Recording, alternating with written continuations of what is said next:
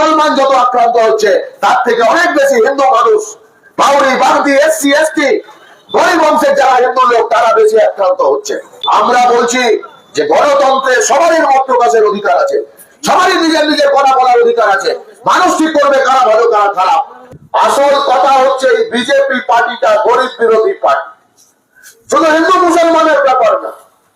আমি এই ইংরেজ বাজারে এই কথা বলতে চাই যে 26 লাখ যে মানুষের নাম এসআইআরে বাদ গেছে, এর মধ্যে 17 লক্ষ হচ্ছে হিন্দু, বাকিটা মুসলমান। হিন্দু এই যে বাঁকুড়া জেলার বিভিন্ন হাটগুলো বন্ধ করে দিয়েছে, গরু হাট বন্ধ, গরু বিক্রি করা যাবে না।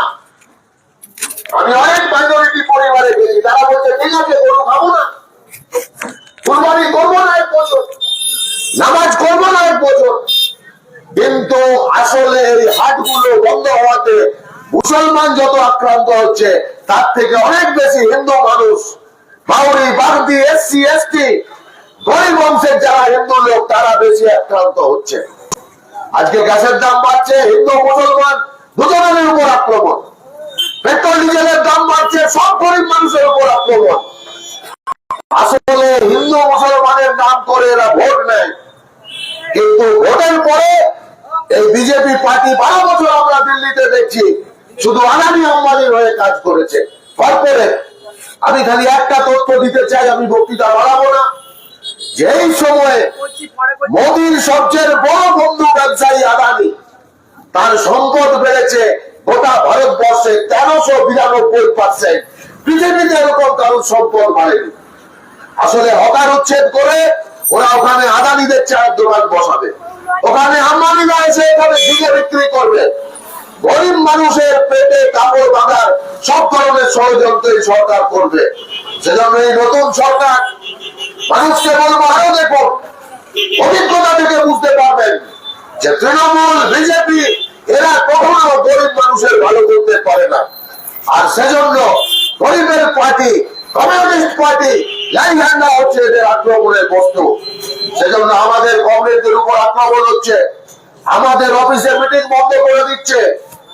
আমরা বলছি যে গণতন্ত্রে সবারই মত প্রকাশের অধিকার আছে, সবারই নিজের নিজের কথা বলার অধিকার আছে, মানুষ ঠিক করবে কারা ভালো কারা খারাপ।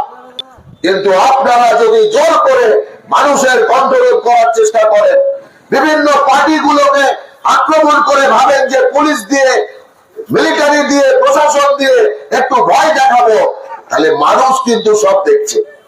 যেভাবে মানুষ আপনাদেরকে তৃণমূলের বিরুদ্ধে জিতিয়ে এনেছে, আপনারা যদি গরিব মানুষের বিরুদ্ধে কাজ করেন, কথা বলার অধিকার কেড়ে নেন, কংগ্রেসের উপর আক্রমণ করেন, তাহলে মানুষ একজোট হয়ে আপনাদেরও ভবিষ্যতে উচিত শিক্ষা দেবে।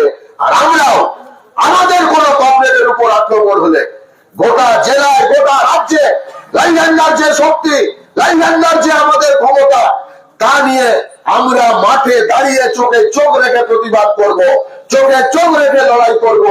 গরিব মানুষের স্বার্থে, মেহনতি মানুষের স্বার্থে লাইভ্যান্ডার সারা জীবন লড়াই করেছে, আগামী দিনেও লড়াই করবে।